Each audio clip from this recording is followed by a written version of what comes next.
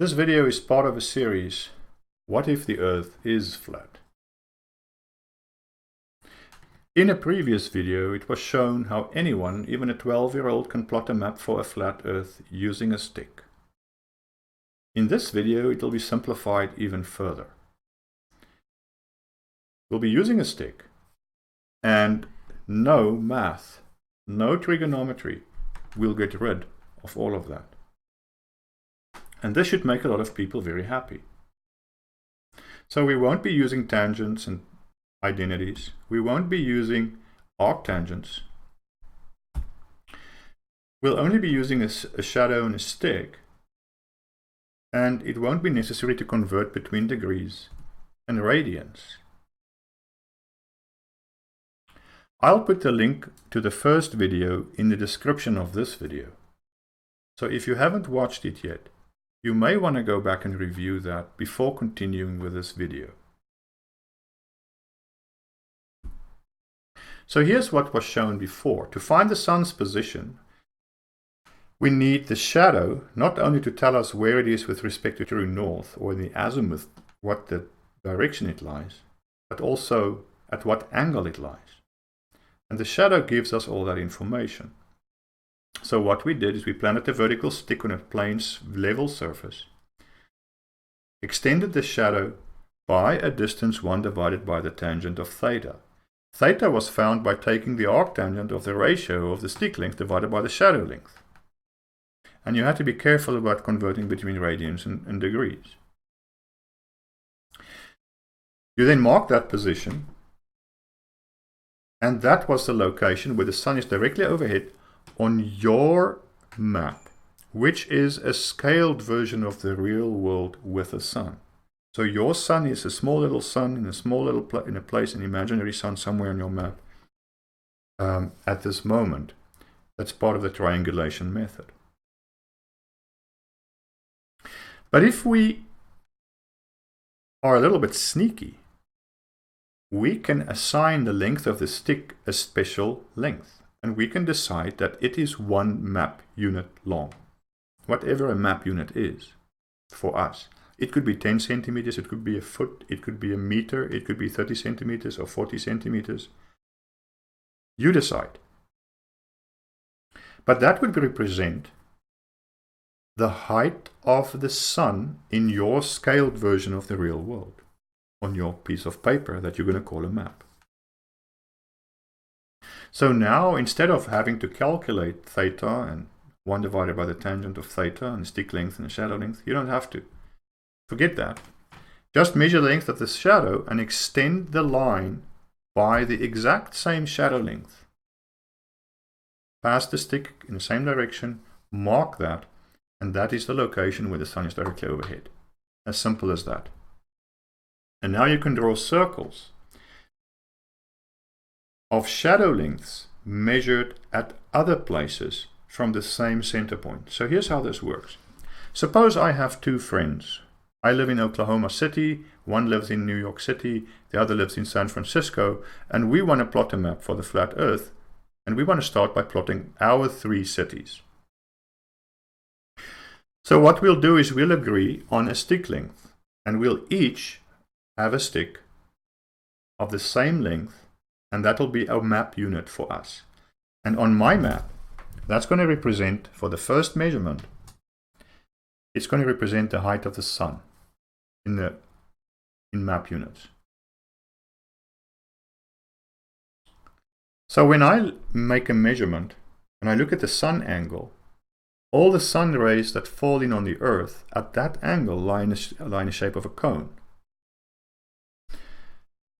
And they hit the Earth in the shape of a circle. My friend in New York measures a different angle, and all the sun rays that fall in on the Earth at that angle has a new cone, lie in the shape of a new cone, hit the Earth with a new circle, but it's at the same center point, because the sun hasn't moved. We're measuring at the same time. And the same for my friend in San Francisco. He sees the sun at a lower position with respect to the horizon, but it's the same sun in the same location. And the cone's base has widened, but the apex is at the same position. And the sun angles that he measures is different. However, the sun angle, all the sun rays that fall in at that angle lie in the shape of a cone and fall in the shape of a circle. So that's how these circles relate to sun angles. Each circle that you see where the cone meets the Earth represents a new sun angle. And for a circle with a 0 radius, the sun angle is 90 degrees. So if I'm going to be plotting the map at that moment, I'll plant the stick very perpendicular on the very plane surface with respect to the plane of the Earth, and then measure the length of the shadow, and I'll extend the shadow past the stick in the opposite direction by the same shadow length, mark it, and this now represents the location of the sun on my map for this measurement set. So I can draw a circle through my location.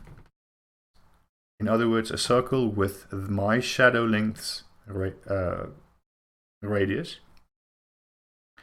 And that represents where I am. I can ask my friend, what is the shadow length that you measured at the same moment?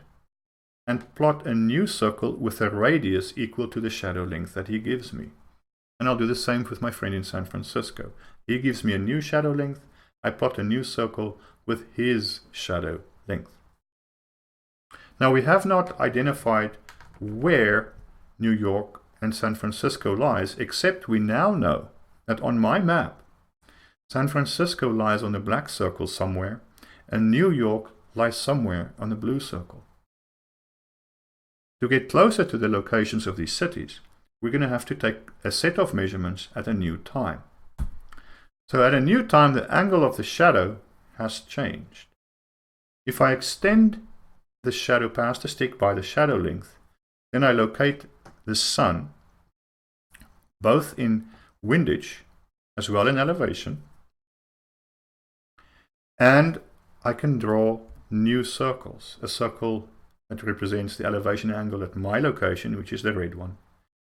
One black circle, which represents the elevation angle measured in San Francisco, and a blue circle representing the elevation angle in New York. So in order to pinpoint the cities, we'll have to do a third measurement, because the circles for New York and for San Francisco intersect twice, and we don't know which one is which. The only place that we have that's certain on my map is where I am. We can of course add more cities and add more simultaneous measurements from thousands of places. It is not limited by how many cities we can have access to. In fact, you can get measurements and collect measurements from as many people who can see the sun at the same time, and who are willing to take a measurement and send you the length of their shadows from the same length sticks. So as many people as you can convince to help, that is how many cities you can plot simultaneously. And of course, we can also compose a map by taking measurements, producing a map, and then producing a map at a different time when more locations can see the sun. So we can basically composite the entire thing eventually. But with this, the coastlines can very easily be identified, because you can just pick cities that are on the coastlines at first. Cities, towns, villages, landmarks, and take measurements, and you can get the coastlines of the continents very easily. It is about time that the Flat Earth community had an accurate map. All of these 3D generated maps that we see and models that we see are based on satellite imagery.